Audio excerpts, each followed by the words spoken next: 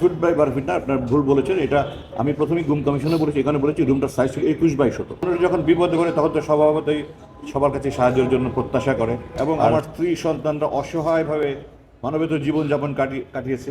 এই গত 2009 থেকে 2024 সাল পর্যন্ত গুম এবং অপহরণ আটকের মাধ্যমে যে মানবতা বিরোধী অপরাধ সংগঠিত হয়েছিল, সেই মামলায় অর্থাৎ জেআইসি এর মামলায় জনাব আব্দুল্লাহিল আমান আজমি আজকে ট্রাইব্যুনালে তার সাক্ষ্য সমাপ্ত করেছেন, জবানবন্দি সমাপ্ত করেছেন, তার জেরা বাকি আছে।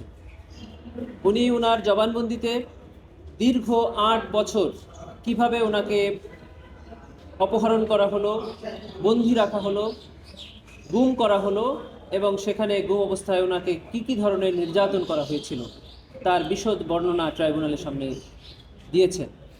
ওনাকে কী ধরনের খাবার প্রদান করা হতো, উনি ওখানে বন্দি থাকা অবস্থায় ওনার মমতাময়ী মা ইন্তেকাল করেছেন, ওনার ছোট ছোট মাসুম বাচ্চা ছিলেন, তাদের কোনো খোঁজখবর উনি নিতে পারেননি, পরিবারের কোনো সদস্যদের সাথে উনি যোগাযোগ করতে পারেননি। এই বর্ণনা উনি ট্রাইব্যুনালে দিয়েছেন। কী ধরনের কক্ষে ওনাকে রাখা হতো, কী ধরনের পোশাক ওনাকে দেওয়া হতো, এবং উনি চাইলে কিভাবে সেগুলোকে রিফিউজ করা হতো, বিভিন্ন সময়ে অফিসাররা এসে ওনাকে কী ধরনের কথা বলতেন, এই বর্ণনা উনি দিয়েছেন। 5ই আগস্ট জুলাই গণঅভ্যুত্থানের পর কীভাবে উনি বের হলেন, বের হওয়ার পরে উনি কী জানতে পারলেন, ওনার সঙ্গে সেনাপ্রধান সহ ডিজিএফআই এর ঊর্ধ্বতন কর্মকর্তারা, ডাইরেক্টররা ওনার সাথে দেখা করেছেন, ওনাকে বিভিন্ন কথা বলেছেন, এই সকল বর্ণনা উনি ট্রাইব্যুনালে দিয়েছেন।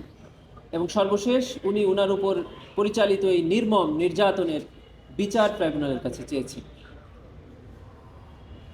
আগামী 5 তারিখ মানে ফেব্রুয়ারি মাসের 5 তারিখ ওনার জবানবন্দির উপরে ভিত্তি করে আসামি পক্ষের জেরা অনুষ্ঠিত হবে, এই মর্মে ট্রাইব্যুনাল আদেশ প্রদান করেছে। জি, উনি ওনার জবানবন্দি প্রদানকালে যে 3 জন আসামি ডকে উপস্থিত ছিলেন তাদেরকে শনাক্ত করেছেন। কারণ হিসাবে উনি বলেছেন যে এই আসামিরা সহ আরও দায়িত্বশীল পর্যায়ের আসামিরা ওনার সঙ্গে 5ই আগস্টের পরে দেখা করেছেন, কথা বলেছেন, সে বর্ণনা উনি দিয়েছেন। যে এটাই ছিল আজকে ট্রাইব্যুনালের প্রসিডিংস। আরও একটি মামলা আপনারা আছে জানেন যে সেই মামলাতেও একটু পরে ট্রাইব্যুনাল সেকেন্ড সেশনে প্রসিকিউশনের পক্ষ থেকে একজন সাক্ষীর জবানবন্দি উপস্থাপন করা হবে। আপনি একটু যে জবানবন্দি তো শেষ, মিস্টার জেনারেল আজমি, আপনি যদি একটু আমাদেরকে বলেন, আপনি খুবই গুরুত্বপূর্ণ একটা সাক্ষী দিয়েছেন যে আপনি কিভাবে নিশ্চিত হয়েছিলেন যে ডিজিএফআই আপনাকে তুলে নিয়ে গেছে, এটা কে আপনাকে জানিয়েছিল? আচ্ছা, যদি একটু গণমাধ্যমকে আমাদের বলেন। একটু বলি, সেটা হলো ওনার এখনো জেরা সমাপ্ত হয়নি। উনি জেরা কেন্দ্রিক কোনো প্রশ্ন, উনি ইতিমধ্যে যে কথাটা উনি যেটা বলছে ওইটাই, যেটা উনি যে কথাটুকু বলেছে ওইটাই আমি বলেছি যে যিনি আমাকে অপহরণ করেছেন তাকে আমি চিনতে পেরেছি।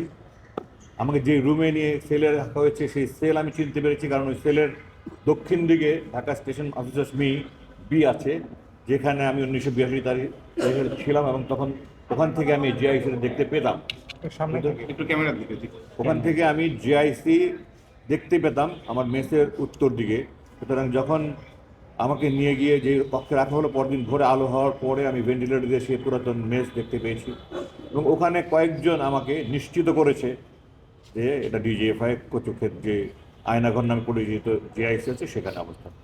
সেনাপ্রধান 5 আগস্টের পরে সেনাপ্রধান আপনাকে ডেকে নিয়েছিলেন এবং সেইখানে আপনাকে নিশ্চিত করেছেন যে আপনাকে ডিজিএফআই নিয়েছিল, এই কথাটাও বলেছেন আপনি।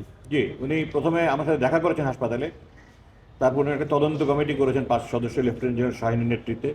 সেই তদন্ত কমিটি রিপোর্টের উপর ভিত্তি করে উনি 3 তারিখে আমাকে ওনার অফিসে দাওয়াত দিয়েছেন। আমি হাসপাতালে তখন ভর্তি ছিলাম। ওনার অফিসে গিয়ে উনি লেফটেন্যান্ট জেনারেল শাহিন উপস্থিতি আমাকে বলেছেন যে ডিজিএফআইয়ের যে আমাকে অপহরণ করেছিল, ওখানে আটক লেগেছিল, সেটা নিশ্চিত করেছেন। এবং এটার উপর ভিত্তি করে আপনারা জানেন যে তখন কর্মরত 3 জন জেনারেলকে চাকরিতে অবসর দেওয়া হয়েছে, বাকি 2 জন আগেই অবসর নিয়েছে। আপনি আলামত ধ্বংসের বিষয়ে পরিদর্শনে যে কি দেখেছেন? আমি দেখেছি 1 নম্বর, যেখানে ভেন্টিলেটর ছিল না এখানে দেয়াল ভেঙে ভেন্টিলেটর করা হয়েছে। জানালাগুলো সব কালো রং দিয়ে বন্ধ করে রাখার জন্য, বাইরে কিছু দেখা না যায়, সেগুলো সব পরিষ্কার করে ফেলা হয়েছে। ছোট ছোট কক্ষের মধ্যে যে সমস্ত দেয়াল ছিল ওগুলো ভেঙে কক্ষগুলি বড় দেখানো হয়েছে। লোহার গ্রিলের দরজা ভেঙে এখানে কাঠের দরজা লাগানো হয়েছে। রুমগুলির স্ট্যান্ডার্ড অনেক ভালো দেখানো হয়েছে, যেগুলো এরকম ছিল না। যে আপনি একটা জায়গায় সাক্ষাৎ শেষের দিকে বলেছেন যে যারা 3-4 জন জেনারেল কথা বলেছেন যারা আপনার বাসায় গিয়েছিল এবং তারা অনেকটা বলেছে যে আপনি যাতে তাদেরকে সাহায্য করেন, তারা ভয়তেই ট্রাইব্যুনালে অনেক কিছু তদন্ত কর্মকর্তার কাছে স্বীকার করেননি বা এরকম কিছু একটা। মানে এই যে ভয়, আপনার সাহায্য চাওয়া কি তাদের অপরাধবোধ থেকে? আপনার কি তাই মনে হয়? কিন্তু মানুষের অন্তর্যামী তো আল্লাহ, আমি তো বলতে পারবো না যে তারা এটা কি উদ্দেশ্যে আমার কাছে সাহায্য চাইতে এসেছিল। তবে মানুষ যখন বিপদে পড়ে তখন তো স্বভাবতই সবার কাছে সাহায্যের জন্য প্রত্যাশা করে। আর সেনাবাহিনীতে সবাই আমাকে শ্রদ্ধা করে, ভালোবাসে, আমি সবাইকে স্নেহ করি, তারা সেই আশা করে এসেছিল যে স্যার আমরা তো ট্রাইব্যুনালে যখন জিজ্ঞাসা করছে তখন আমরা স্বীকার করিনি যে আমরা জানতাম, আসলে আমরা জানতাম। এখন যদি আমাদেরকে ট্রাইব্যুনালে আরেকবার ডাকা হয় আমরা তাহলে স্বীকার করবো, স্যার আপনি একটু ব্যবস্থা করেন। বাট এটা তখন অলরেডি লেট হয়ে গেছিলো, চার্জশিট সব তৈরি হয়ে গিয়েছিল। জি, ঠিক আছে। আপনি বলেছেন যে একটা জায়গায় যে অনেক দেরি হয়ে গেছে, ততক্ষণে কি বোঝাতে চেয়েছেন ওই জায়গায় যে? মানে চার্জশিট তৈরি হয়ে গেছে, তার কয়েকদিন পরে চার্জশিট তৈরি হয়েছে। তদন্ত প্রায় শেষ পর্যায়ে হচ্ছে। গুমের মামলার ক্ষেত্রে আমরা দেখেছি যে যাদেরকে গুম করে রাখা হয়েছিল তাদের যে বর্ণনা দেওয়া হয়েছে যে একেবারে ছোট্ট 3 ফুট বাই 3 ফুট ঘরে রাখা হয়েছিল, তাদের মানে খাবার ছিল স্পেসিফিক প্রশ্নটা বলেন। একই রকম, মানে একটা গামছাই সবাইকে ব্যবহার করতে দেওয়া হয়েছিল। কিন্তু পরবর্তীতে মানে অন্য ইয়েতে জানলাম যে আপনাকে যেখানে রাখা হয়েছিল সেটার রুমটা ছিল 12 ফুট বাই 12 ফুট বা অন্যান্য এই যে প্রিভিলেজটা, এটা আসলে না, 12 ফুট বাই 12 ফিট না, আপনার ভুল বলেছেন। এটা আমি প্রথমেই গুম কমিশনে বলেছি, এখানে বলেছি রুমটার সাইজ ছিল 21 বাই 17। প্রিভিলেজ তারা দিয়েছে, তাদের 2টা ভিআইপি সেল আছে এবং ওখানে যারা ডিজি ছিল 5 জন ডিজির মধ্যে 3 জন আমার ছাত্র, অধিকাংশ ডাইরেক্টর আমার অধীনে হয় চাকরি করেছিল, তো আমার ছাত্র। তো সেই সুবাদে সেনাবাহিনীতে আলহামদুলিল্লাহ আমাকে সবাই ভালোবাসে। সেই সুবাদে তারা আমাকে, আমি জানতে পেরেছি আমাকে আমার আগে ওই রুমে হুমাম কাদেরকেও রেখেছিল। আমি জেনেছি আমার আগে ওখানে বিএনপির চেয়ারম্যান তারেক রহমানকেও রেখেছিল যখন অপহরণ করেছিল। তো ওই রুমে তারা যাদেরকে ভিআইপি মর্যাদা দেয় তাদেরকে ওই রুমে, আমার জন্য একটা স্পেশাল কোনো কিছু না। এই আয়নাঘরগুলোর সম্পর্কে আমরা প্রথম দিকে যে বর্ণনা পেয়েছি বা গণমাধ্যমে যেগুলো এসেছিল সেগুলো খুবই কনজাস্টেড, খুবই ন্যারো, কিন্তু অধিকাংশ ওগুলি কিন্তু আপনার রুমের যে বর্ণনা আরমান সাহেব যে বর্ণনা দিয়েছেন তাতে রুমগুলো অনেক বড় এরকম বোঝায়। তো এটা আমি আরমানের বর্ণনা শুনিনি, আমি তো আমার রুমটা বললাম এবং আমি বললাম যে আমি একাই না, তারা হুমাম কাদের এবং আপনার তারেক রহমান সাহেবকে তারা একই রুমে রেখেছিল এবং আমার পাশের রুমে আরও অন্যান্যরা ছিল, ওটাও বড় রুম ছিল, যেটা আমি পরে পরিদর্শন করে দেখতে পেয়েছি।